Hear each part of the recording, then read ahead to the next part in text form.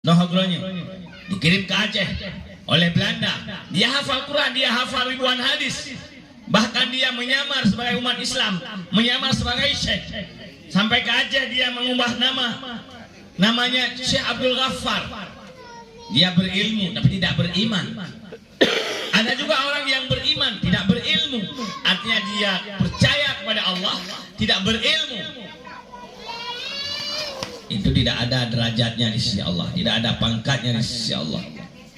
Jadi yang diangkat oleh Allah orang yang beriman dan juga berilmu. Begitulah jauh derajat orang-orang yang berilmu dengan orang-orang tidak berilmu. Begitulah jauh pangkat orang berilmu dengan orang tidak berilmu. Jadi maka dalam Al-Quran dikatakan la yastawil a'ma wal basar. Tidak akan sama orang-orang yang melihat dengan orang-orang buta. Maksud orang melihat adalah orang berilmu. Tidak akan sama dengan orang-orang yang buta, yaitu orang-orang tidak berilmu. Tidak akan sama kata Allah.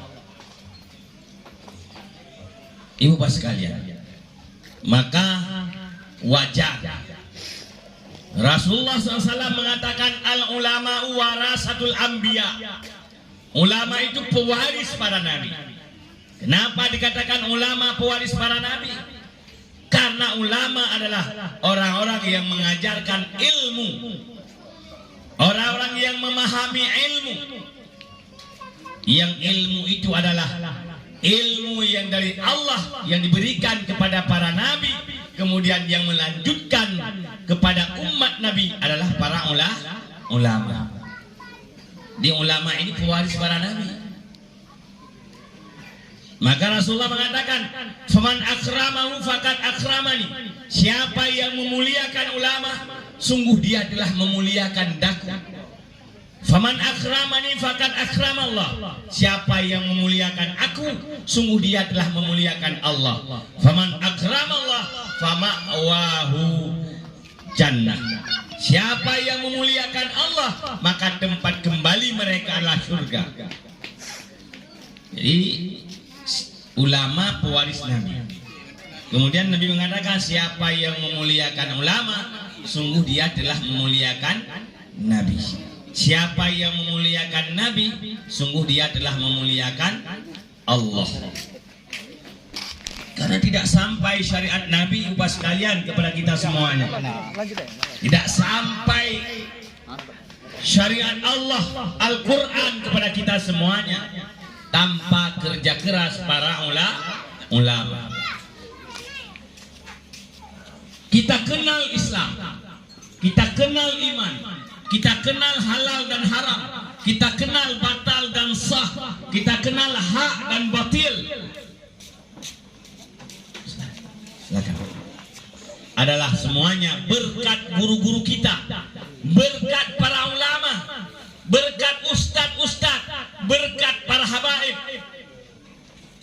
Maka wajar Rasulullah marah seandainya kita mencaci maki para ulama, seandainya kita mencaci maki zuriyah daripada Rasulullah atau waris daripada Rasulullah, pewaris Rasulullah SAW.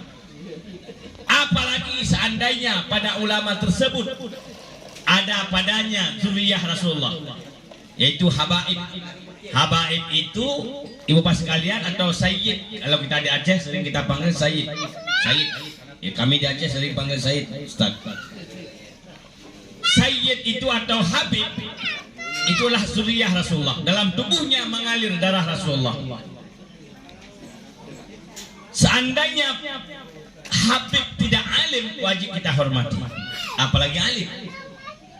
Seandainya seorang sayyid tidak alim, wajib kita hormati karena dalam tubuhnya mengalir darah Rasulullah SAW. Wajib kita hormati karena itu zuriyah Rasulullah. Apalagi pada sayyid itu atau habib itu ada keulamaannya, yaitu alim. Seorang habib yang alim padanya merangkap yang pertama adalah waris Nabi, pewaris Nabi. Yang kedua adalah zuriyah Nabi, keturunan Nabi. Jadi seandainya kita mencaci maki para ulama, sama dengan kita telah mencaci maki Nabi. Karena kenapa? Karena itu pewaris Nabi. Apalagi kita mencaci maki Habib yang ulama. Mudah-mudahan di antara kita tidak ada yang mencaci maki para habaib dan ulama, ibu sekalian. Mudah-mudahan kita tidak termasuk orang-orang yang benci kepada para habaib dan ulama. Mudah-mudahan kita termasuk orang-orang yang cinta atau muhibbin kepada para habaib dan ulama. Kenapa? Karena ulama itu sangat tinggi derajatnya di sisi Allah. Yang mulia di sisi Allah bukan orang yang banyak hartanya. Yang mulia di sisi Allah bukan orang yang tinggi pangkatnya. Yang mulia di sisi Allah bukan karena jabatannya. Yang mulia di sisi Allah adalah inna akramakum indallah atqakum. Hanya yang paling mulia dan kamu di sisi Allah adalah yang paling bertakwa di antara kamu. Yang paling bertakwa. Siapa itu orang yang bertakwa? Takwa itu sering diucapkan, bahkan oleh khatib selalu mewasiatkan kepada jamaah, ittaqullah haqqa tuqatih. Bertakwalah kamu dengan sebenar-benar takwa. Kita selalu mengatakan kita orang yang bertakwa. Seandainya yang jadi presiden betul-betul punya syarat bertakwa, mungkin tidak seperti ini negeri kita. Seandainya yang jadi bupati orang-orang bertakwa, tidak seperti ini. Seandainya yang jadi gubernur orang bertakwa, juga tidak seperti ini negara kita. Kita lihat ibu bapak sekalian, bagaimana negara kita sekarang. Ekonomi kita sangat terjepit.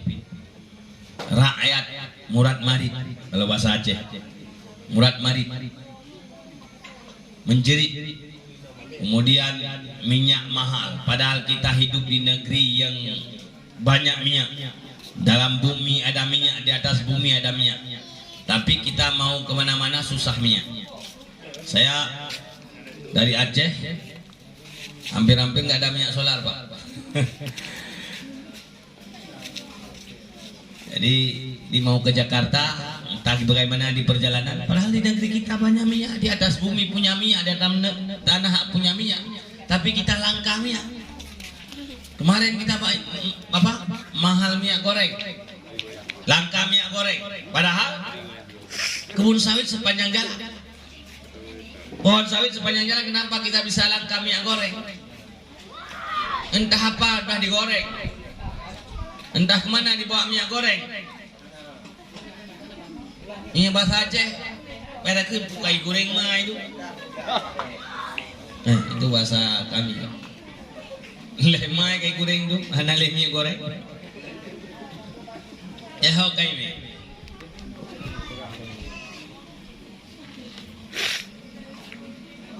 Jadi di negara yang banyak minyak, di negeri yang banyak minyak, di bumi yang banyak minyak, kita langka minyak. Kenapa? Karena yang jadi presiden, yang jadi bupati, yang jadi gubernur, yang jadi camat dan sebagainya belum cukup syarat. Syarat bertakwa. Takwa itu seperti apa? Takwa itu imtisalu awamirillah wajnabun nawahi. Menjunjung tinggi segala perintah Allah, menjauhkan segala larangan. Di antara perintah Allah yaitu belajar ilmu, mengenal Allah. Itu perintah Allah. Allah perintahkan kepada kita untuk mengenal Allah. Allah perintahkan kepada kita untuk mengenal yang halal dan yang haram. Allah perintahkan kita untuk mengenal yang hak dan yang batil. Jadi seandainya kita belum menuntut ilmu, belum belajar ilmu Allah, itu ilmu akhirat, maka itu belum namanya orang itu bertakwa. Jadi kan mudah takwa. Takwa iwas kalian hanya mudah. Di masjid payah jak beut ile bumi bijak beut. Berkata tuli hari-hari berkata tuli batin sah. Kata tuli Allah dengan sebenarnya mengenal Allah, maka kita baru namanya takwa. Bagaimana kita takut kepada Allah seandainya kita tidak kenal Allah? Ibu sekalian, mengenal Allah bagaimana kita kenal kalau kita tidak punya ilmu? untuk mengenal Allah. Karena Allah itu tidak bisa dilihat di TV. Allah itu tidak bisa dilihat di foto. Allah itu tidak bisa dicari di Google.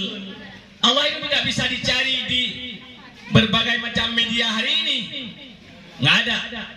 Kalau kita mau kenal Presiden Amerika bisa kita buka di Google, namanya apa, ditulis keluar. Tapi kalau kita mau kenal Allah, kita buka di Google. Kita mau lihat bagaimana wajah Allah, itu nggak ada. Jadi kita kenal Allah dengan mengenal sifat-sifat Allah. Mengenal sifat Allah harus belajar. Disinilah di balai seperti ini, bak tempat buat lagi nyok, bak majlis-majlis di sanalah kita mengenal Allah. Iwas sekalian. Maka dalam hadis Rasulullah dikatakan, man arrafa nafsahu faqad arrafa rabbahu. Siapa yang mengenal dirinya, maka dia telah mengenal Tuhannya. Jadi bagaimana kita kenal Allah sebenarnya? Harus seperti kita mengenal diri kita. Yang kenal diri kita, ibu sekalian, hanya kita. Orang lain tidak bisa kenal diri kita. Yang bisa kenal diri sendiri hanya kita diri sendiri. Istri tidak bisa kenal suami dia sepenuhnya. Betul apa betul? Bu, istri kenal suami apa enggak? Kenal sepenuhnya? Enggak. Hana purmoh turi lako sepenuhnya hana. Betul mana? Betul. Walaupun niku kadang-kadang itaka halepah ilikut kadang orang-orang bingung. Iya pun tiada nabi gitu. Baiklah itaka. Istri tidak mengenal suaminya sepenuhnya.